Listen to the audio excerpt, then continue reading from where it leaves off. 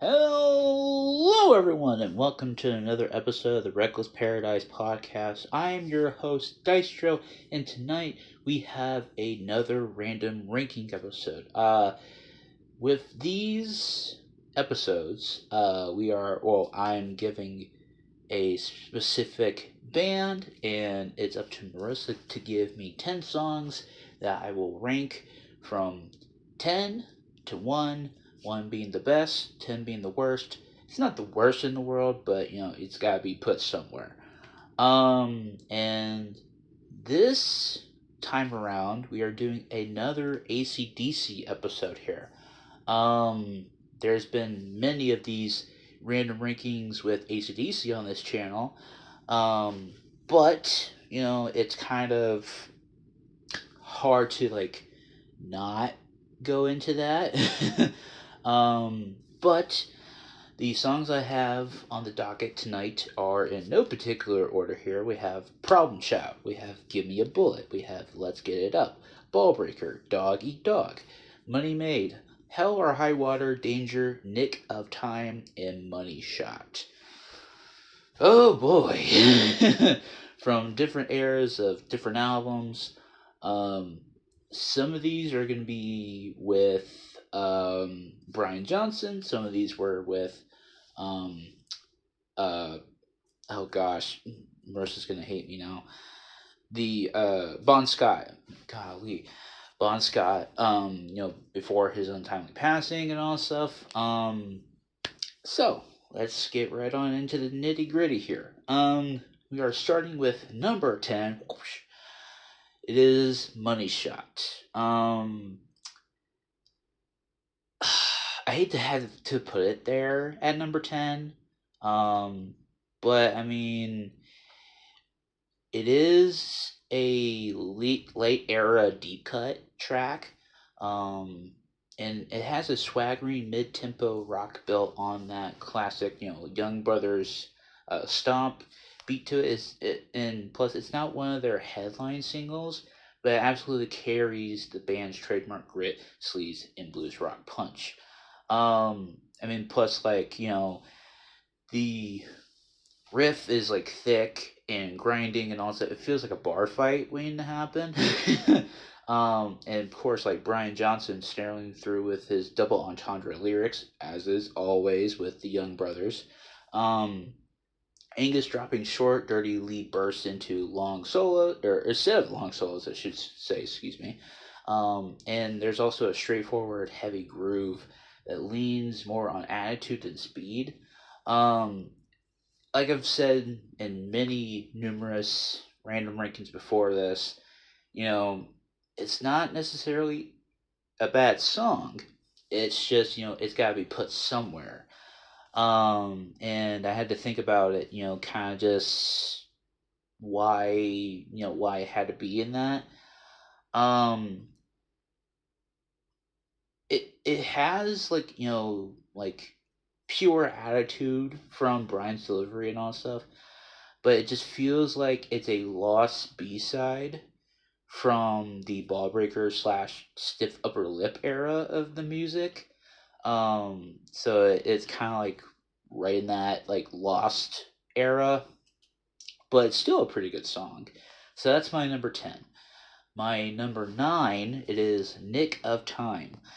So this is one of the AC/DC tracks that doesn't try to reinvent anything. It just locks in, hit a groove, and ride it with the trademark Young Brothers precision, as always. It also has a tight mid tempo rocker built in for head nodding more than chaos. And of course it has the steady groove, because the rhythm section is in full bulldozer mode. That's why I put pushing forward without ever speeding up. Also, Brian Johnson's delivery is raspy, confident, and slightly playful. I almost said powerful, playful. It's like he's trying to tell a story over a barroom riff, which, if you could picture that, good for you. Of course, it's a classic AC/DC structure: verse, riff, riff, solo, and then chorus. This is just no surprises, just execution. And of course, Angus's solo. It's short, sharp, and bluesy. It's not a showpiece, but a punch. Um, and I mean, that's why like it kind of just fits that mold. Um, and plus, like it says to me in on my notes, like Nick of Time feels like an ACDC in cruising gear. It's not the wild high voltage side. It's more of a confident boots on the ground swagger. If you can picture that. It's the kind of track that you would hear halfway through an album.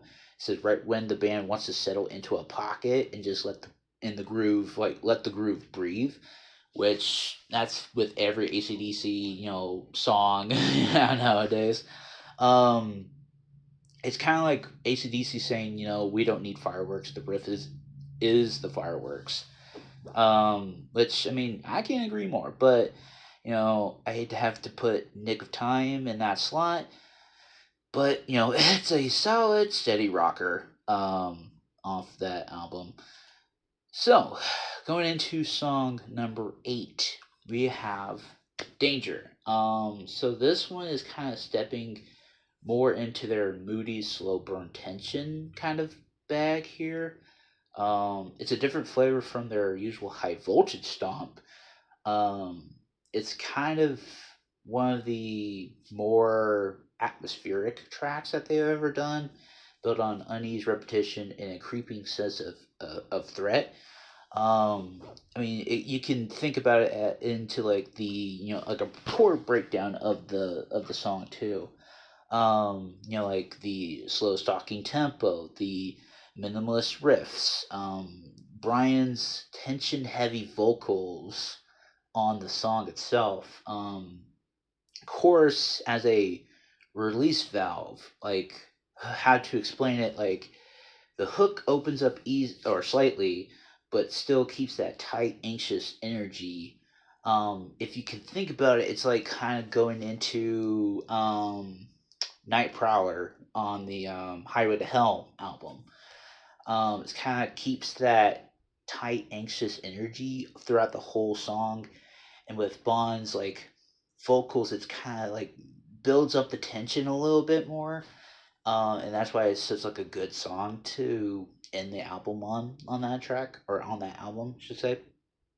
Um, and then of course, like you could probably think about this way, like the production of that song, or of that song.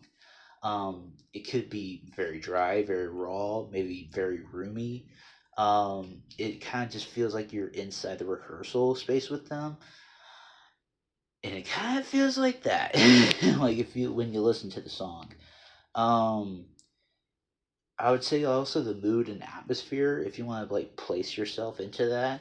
It's like it's not aggressive, it's anonymous, like it's not flashy, it's tight and controlled.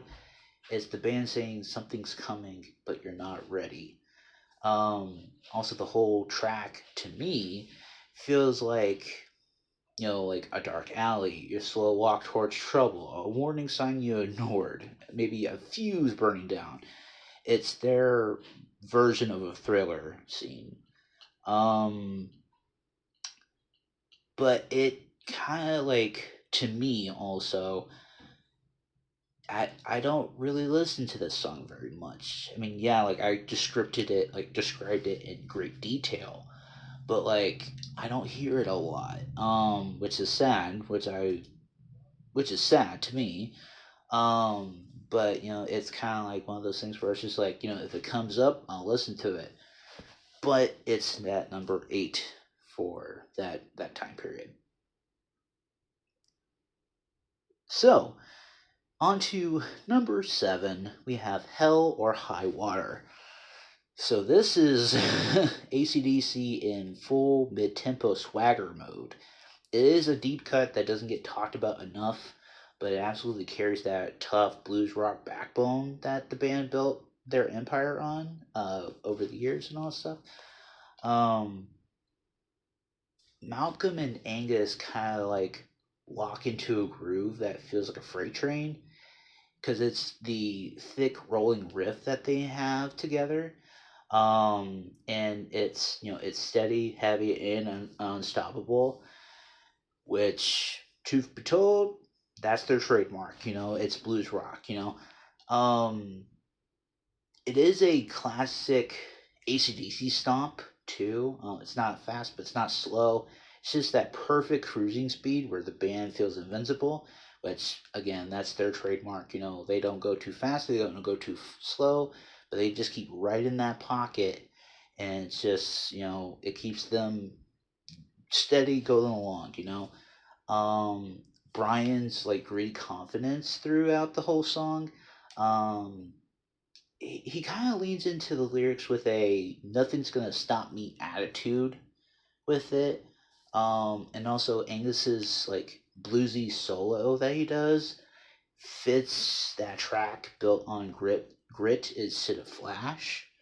Um, you know, the song itself is doing a determined boots on the ground anthem because it's about, pushing forward, refusing to fold, and carrying that stubborn, hard-headed resilience that the band has always embodied by, um, and to this day. Um, and I truly agree with myself, because like it is a deep cut, and it's like it's kind of like the same. It's like, if you, it's like sink or swim. It's like if you sink, you survive. If you don't, you won't swim.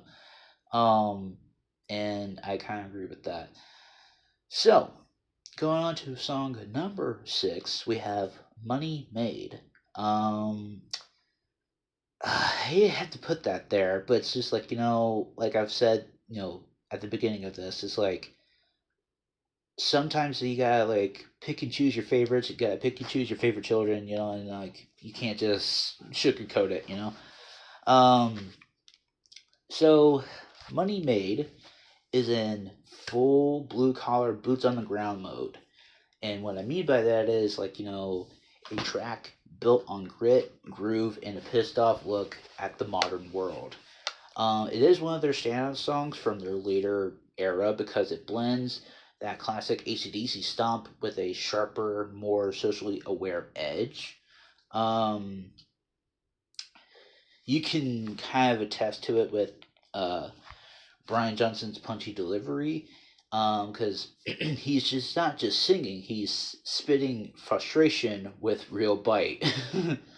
um, Angus's like sharp solo too is quick, bluesy, and mean, because it also fits the song's attitude pretty perfect. Um, Straight ahead, like with that ACDC structure, like I've said before, it's like verse riff, solo, and then chorus. It's like no tricks, just straight power. Um, it is unlike one of their usual party anthems though, because like "Money Made" is kind of taking a jab at like, corporate greed, economy, or economic inequality, the idea that everything is about a profit, and how regular people get squeezed. It's still ACDC, loud, dirty, and fun, but there's real world frustration baked into the lyrics itself. It's kind of like the band saying, the world's gone mad, money mad, and we're all calling it out. Um, I kind of agree, like with myself on that, because like when I was writing my notes, it's just kind of like, okay, it's kind of just saying, like f the economy, f like money hungry people and all that stuff. It's like, it's just, it's bands kind of just putting themselves out there with awareness, kind of being like, hey, like don't be like that person. And I love when bands do that because, it helps spread awareness to people and kind of just be like, hey, like, this is not what it should be. This is what it should be. This, it should be that. Like, have people that are going to be more equal than not. Um, so, going on to song number 5, we have "Dog Eat Dog." This is kind of in their earlier raw early era Street Fighter swagger, if you want to call it that. Um, or what? Well, that's what I called it, but it's like everybody has their own opinions on that. Um, this is a track that captures the band before the polish, before the stadiums, when everything that they played sounded like it was born in a smoky bar with fists flying and amps barely holding together. That's what I put too. I was just like, it's like I hate to put it like that, but it's like that's why I had to. That's why I had to put.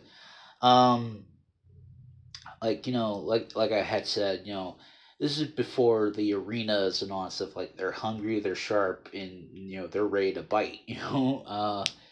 It's kind of gritty with no frills riffs as well, because it's like it feels like Angus and Malcolm are locked into a tight punching groove that feels like a warning.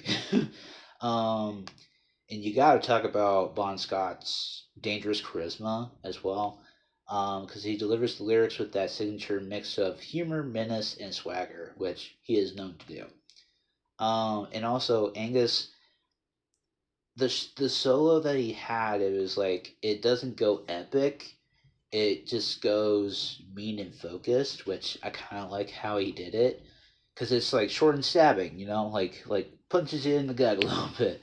Um, Kind of like the song itself is pure like survival of the toughest rock, if you want to call it that. Um, it's kind of like they're saying, if you want something, you better fight for it. And there is a lot of people out there, they are trying to fight for their place in the world sometimes. It is also kind of like scrapping for your place in the world, navigating a world where everyone wants something, keeping your chin up and your fists ready, and the grind of life when nothing is handed to you. Um, this is from the self-titled track or self-titled album Dog Eat Dog as well. Um, and R.I.P. to Bon Scott too, like gone away too early into that career. Um, it's sad because like we didn't get to see a lot of Bon Scott. Because like when a lot of people think about ACDC, they think about Brian Johnson. But I think Bon Scott's work on ACDC is something to kind of like listen to and master. Um, and it is going to be, I think it's a science to like listen to like how he can ooze that charisma out into lyrics. So do some homework. Listen to some of the Bon Scott era of ACDC, and then try to like not compare it to Brian Johnson, but kind of just go back and forth between the two. All right, so we are on to song number four, or yeah, song number four. Whew, man, this is Ball Breaker. Now, this is ACDC stripped down to the bone. And what I mean is raw, mean, and blues soaked, and swinging like a wrecking ball. It is the title track of their album that's basically saying, we're done with polish, let's get dirty again. And I think this song absolutely embodies that mission. Um, So it does have that grinding blues rock riff, like I've mentioned before in many of these songs lead up to this one, because it's Angus and Malcolm locked into a nasty, low slung groove that feels like a bar fight waiting to happen. Um, this is Brian Johnson in full snarl, which like he sounds dangerous, confident, and absolutely fed up. This is perfect. It's also perfect for the song's attitude, and this is the return of Paul Rudd on this album, because it gives the track like that classic AC/DC swing that they were used to and missing for years. And also Angus's solo was a statement. It was not flashy. It was feral, because it has short bursts, blues bends, and attitude over the technique, um, as well. Because it's like it is also pure Angus and Malcolm chemistry as well. And it also kind of captures the essence of ACDC's roots better than almost anything from that decade as well. Um, like I said at the beginning, it was kind of tough to like put a lot of these songs where they are. I wish I had put Ball Breaker at number three, but when I get to number three, you'll probably see why I put it at number three. And let's talk about that. We have number three, Let's Get It Up. And this is full high voltage party anthem mode. And it is one of the most fun tracks from the For Those About to Rock era. And because it is loud, cheeky, fast, and built to make the crowd jump a little bit. Because it's because of many different things. Brian Johnson's wild energy, the fast and upbeat riff between Malcolm and Angus. It's a classic ACDC party vibe for loud bars, good times, and rowdy crowds and all that stuff. And of course, the chorus is punchy as well. And it is like full of personality from Brian as well. Because like in that whole pocket of time with the For Those About to Rock uh, album, you can tell that he's having a good time. He's just full of personality and just kind of just owning the moment. Which is, that's very Brian Johnson. Because like if you think about it as well, with like when we were talking about the Van Halen stuff, with David Lee Roth and Sammy Hagar, both men have their own strengths and weaknesses. David is more charismatic and kind of a showman, but Sammy, he's more of like grounded and down to earth and kind of just like do things his own personal way. Um, and it's kind of the exact same with Bon Scott and Brian Johnson. Bon Scott, he was kind of a showman a little bit, but he was grounded and down to earth. Where Brian, he was more of a showman esque person, but he doesn't let that overshine the rest of the band a little bit, if that makes sense. Um, but that's why I put Let's Get It Up at number three. We are down to the final two. So, my second song, it is Give Me a Bullet. This is from, Bon Scott era as well. This is at their sleek, dangerous late 70s peak of it. This is before, Bon Scott had passed away. Um, this is a track that doesn't explode like their bigger hits, but it slides in with swagger, menace, and one of the coolest grooves that they've ever recorded. It is also a deep cut that rewards anyone who loves the band's darker, more sly side of things. Um, the riff itself is slinking and tight, because like Malcolm and Angus build a groove that feels like a knife being slowly unsheathed out of that person. Bon Scott's slide delivery, he's not shouting, he's smirking, kind of like leaning into the bitterness and attitude of the lyrics. The rhythm section between Paul Rudd and Cliff Williams is everything cool too, because he's lean and sharp. Because both Rudd and Williams kept everything locked down and tense. Um, but also Angus's like bluesy stabs too. It's like the solo wasn't flashy, but it was mean, short, and perfectly placed on that song. Um, it's kind of giving the vibe of revenge rock. It's not loud revenge, but cold, confident, like I'm done with your bullshit revenge. Um, because like with and going back to the lyrics and all that stuff too, like Bon Scott's lyrics deep like drip with bitterness, but he also delivers them with that trademark charm that makes even the darkest lines feel cold or feel cool, I should say. Um, and you know, credit to Bon Scott because like Bon Scott, bless that man, he oozes like I said, he oozes that charisma and with like I was saying about um one of the songs earlier, going back to Night Prowler, like because he can make it kind of like very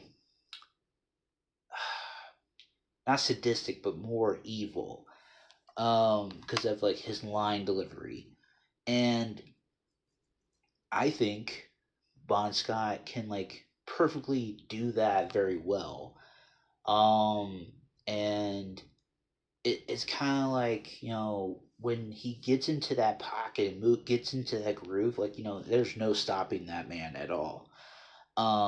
Which is like still sad that he passed away earlier. Like before the big jumping off point.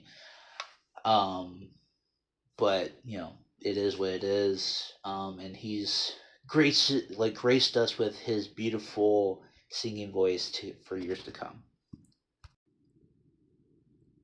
So, on to song number one. My number one pick. It is Problem Child. And I am going to explain why. But I will tell you, like, this list was very hard to put together. Because when me and Marissa did the album ranking for ACDC, it was not. I wouldn't say it wasn't perfect. Like some of the albums were better than others. There were some songs that we liked from some of those albums that we liked on other albums. And it also is kind of just, oh boy, like like we want to like get through this and kind of just get it done. Um, but Problem Child was one of those songs that I really really liked, and I know Marissa liked it as well. And it's kind of like peak Bon Scott at his you know most peak. It is their most like bratty, cocky, and gloriously defiant songs. It is a Bon Scott anthem built on swagger, mischief, and that early era "we don't care about what you think" attitude. Because that was a lot of bands back then. Just keep that in mind. It is one of those tracks where every member of the band sounds like they're grinning while causing trouble. And I was writing that down, and I was like, you know what, that kind of makes sense. Like when they were writing, it's like they were kind of just grinning their teeth, like grinning their smile, like while causing trouble. Um, he's got that Bon Scott attitude, like I said, because like he doesn't sing this song, he embodies the song. Every line drips with charm, rebellion, and that sly "I'm trouble and I love it" vibe. You know, uh, Malcolm's driving rhythm is it's also super simple but punchy and relentless. It is very classic ACDC muscle. And you gotta talk about Angus's like explosive lead bursts as well. Like his soloing is wild but also controlled. It feels like a kid sprinting through a hallway knocking things over. If you can just picture that in your mind. And also you got to talk about Phil Rudd on this song as well, like because the drums give that track the signature ACDC stomp, which is heavy, steady, and built for trouble. it's basically every AC/DC song from that era. Basically, this is a mission statement in the Bon Scott era. It is loud, rebellious, unapologetic, fun, and dangerous. It's kind of like also the soundtrack to like sneaking out of the house, maybe getting into fights that you shouldn't probably win, laughing at 40, and living fast and not caring about tomorrow. Those were the days for people in the 70s. Like when you're a teenager and you don't care. You don't care about shit. Um, I want to point this too. Like I wrote this down. It's like Bon Scott on this song. He sells the persona perfectly. He's not pretending to be a problem child, but he is one.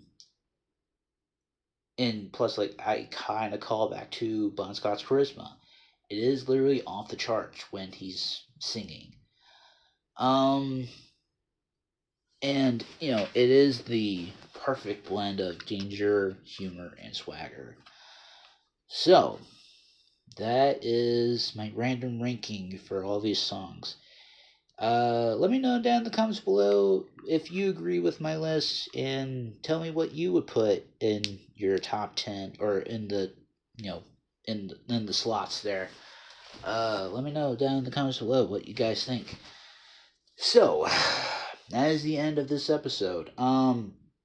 This was actually kind of fun to kind of go back and listen to some of these songs because I hadn't listened to them since we did the pilgrimage a few years ago. And it was actually kind of cool just to like hear Bond's voice again. Just it's like, man, like I wish he was still here with us and kind of just grooving and all stuff with Angus and the boys. But that is it for tonight's episode. I really hope you guys appreciate it.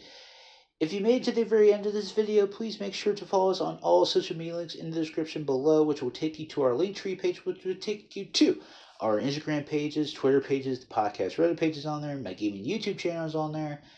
And tonight's song of the night, it is going to be a different song. But this is kind of a somber kind of thing here. So just before I had came onto the podcast here, I was looking at some of the news and all that stuff, and one of the singers from Heart, or well, the singer who does Total Eclipse of the Heart, Bonnie Tyler, had passed away at age 75. I didn't do a huge thing at the beginning because I wanted to kind of get into it. But she was a Grammy nominated singer in her lifetime. And the song itself, it's just is like one of those songs that is very, very rememberable. And it is the lead single from her fifth studio album, Faster Than the Speed of Light. Um, and I kind of wanted to make that tonight's song of the night. I know it is a AC/DC episode, but I just wanted to do that to pay condolences and pay respects to the fellow Welsh singer herself. May she rest in peace. And yeah, that is it. That is tonight's song of the night, and I will see you guys for Shoot the Shit this Sunday. Peace.